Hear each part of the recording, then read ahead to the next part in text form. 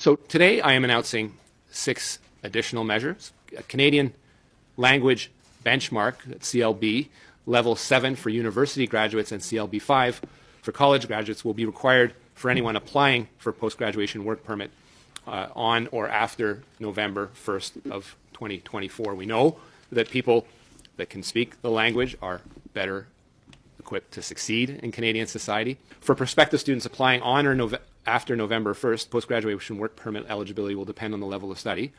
Graduates from bachelor's, master's, and doctoral degree programs will remain eligible for a work permit up to 3 years. These graduates are more likely to acquire transferable knowledge and skills and be able to adapt to changing economic circumstances over the long term. In the near future, we'll also take further measures to restrict eligibility to spousal open work permits. The 5th measure that I'm announcing today will be to further limit work permit eligibility to spouses of students in doctoral and certain master's select professional programs and certain pilot programs. Unrelated to students and postgraduate work permits, we'll also be limiting work permit eligibility to include only spouses of highly skilled, specialized workers such as C-suite executives, scientists, engineers, lawyers, professors, and technicians, or of workers in sectors where there are those key labor shortages. Spouses of workers in critical sectors like healthcare, construction will also obviously continue to be eligible for those work permits. Hello everyone, you're welcome back again to my YouTube channel. In today's video, I'll just be giving you this recent update from Ircc regarding the study permits and changes to the postgraduate work permit eligibility. As at the time of making this video, this update was released. So before I dive into the video, please, if you are joining for the first time, don't forget to support this channel by subscribing, liking, commenting, and sharing this video. People have been saying that is how they keep bringing up updates that they will not stand by it. But now IRCC is making everyone to understand that the cap has come to stay. So, according to Canada's Immigration Minister, Mark Miller, he talked about the changes to the PGWP eligibility. Specifically, IRCC will issue just 437,000 study permits in 2025. So this is less than 500,000. According to the department, this number is based on a 10% reduction from the 2024 target of 485,000 new study permits issued, and then stabilizing the intake cap for 2026. So even though people are complaining that the number of students have been reduced or study permits have been reduced, in 2025 it will further be reduced so that in 2026 it will be stabilized. IRCC expects this to result in 300,000 fewer study permits being issued. That is serious, man, to international students over the next few years. This is just one of several announcements the minister made regarding ongoing changes to Canada's international student program. The reality is that not everyone who wants to come to Canada will be able to, just like not everyone who wants to stay in Canada will be able to, said Miller. I think what some persons don't still understand is that it is not everybody that can come to Canada. I'm not trying to say this because I'm in Canada or this or that.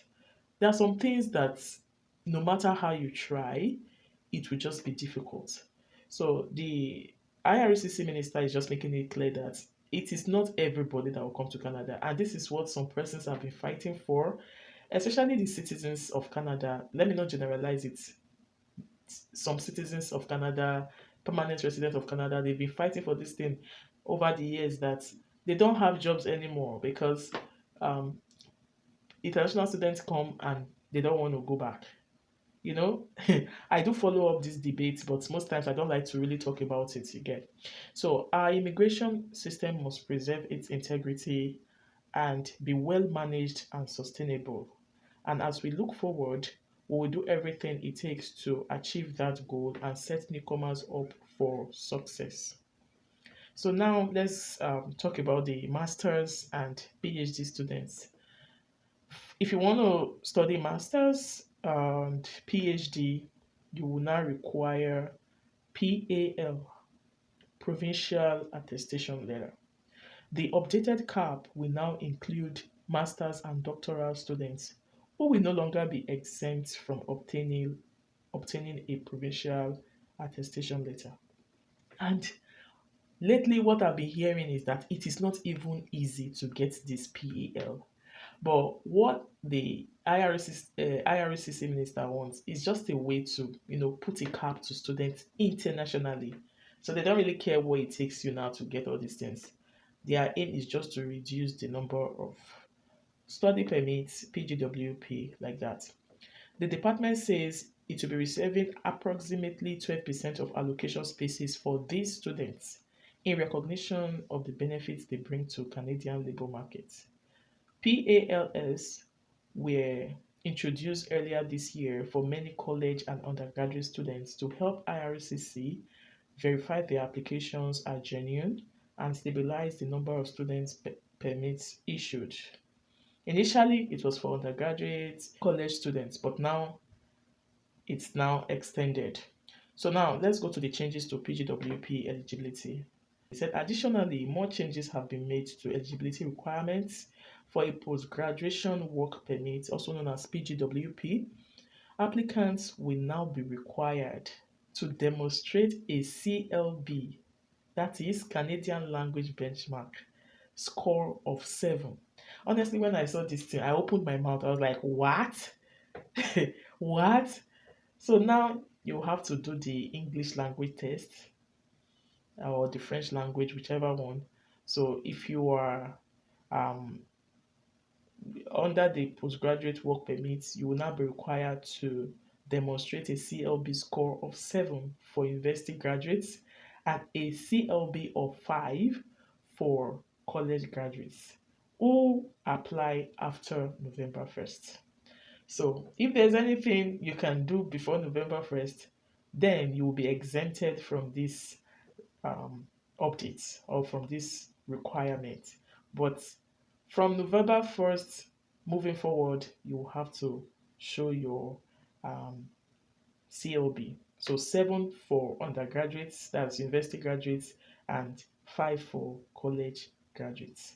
So Miller says he expects this will result in 175,000 fewer PGWPs being issued over the next 3 years. So that's just his aim. They're just trying to, will I say, make things difficult now so that maybe students will stop having interest in coming to school in Canada.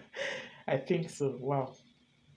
So, alongside this update, I also want to bring the limits for spousal open work permit. So limits for spousal open work permit. IRCC is also limiting work permit eligibility.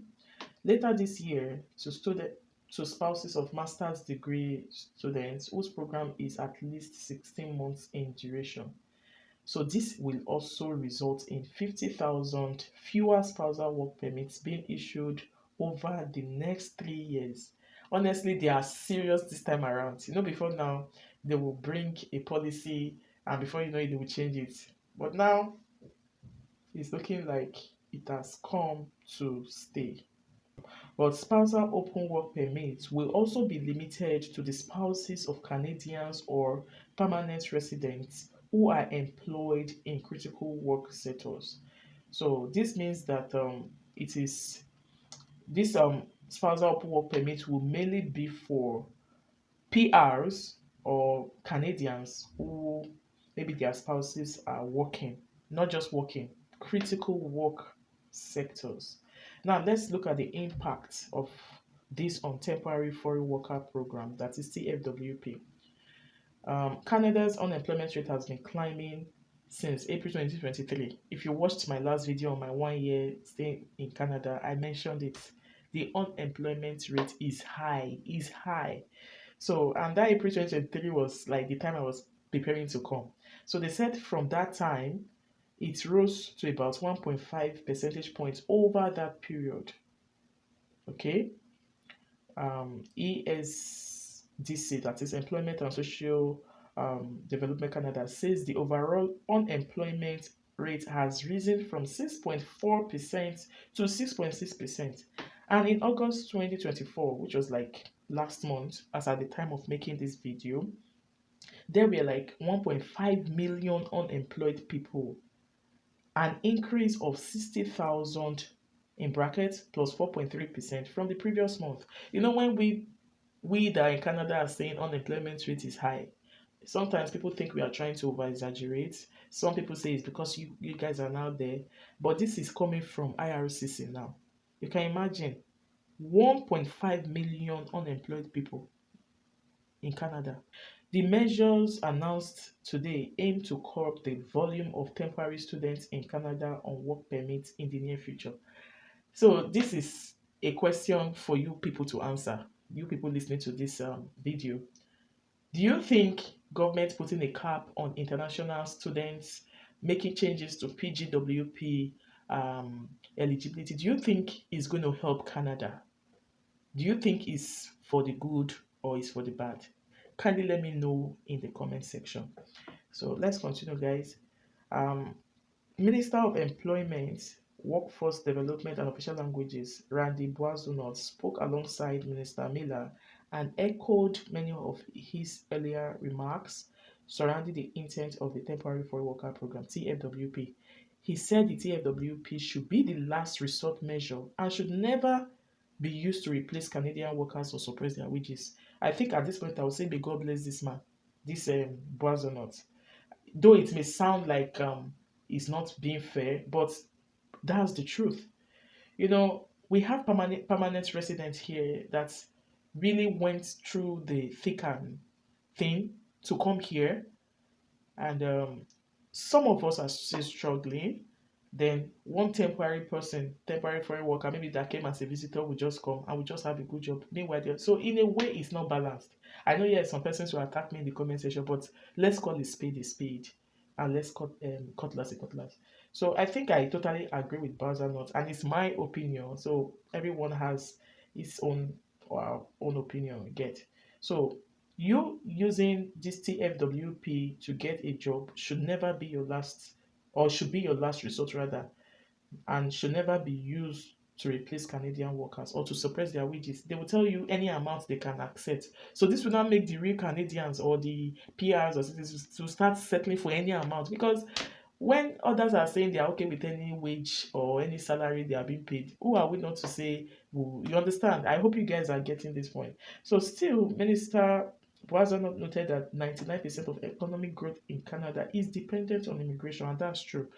This is expected to rise to 100% by 2032. Canada has taken other steps to reduce the number of temporary residents, including ending the COVID era policy allowing some visitors to apply for a job supported work permit from inside Canada, pausing the processing of LMIA in the low wage stream. So, all these are also the measures the minister has also put into place in order to reduce these temporary foreign workers and international students, coming to stay. So, considering drastic changes to the issuance of the PGWP to international graduates, tying the issuance of these work permits to educational programs that would enable graduates to in demand, work within in-demand sectors of the Canadian economy.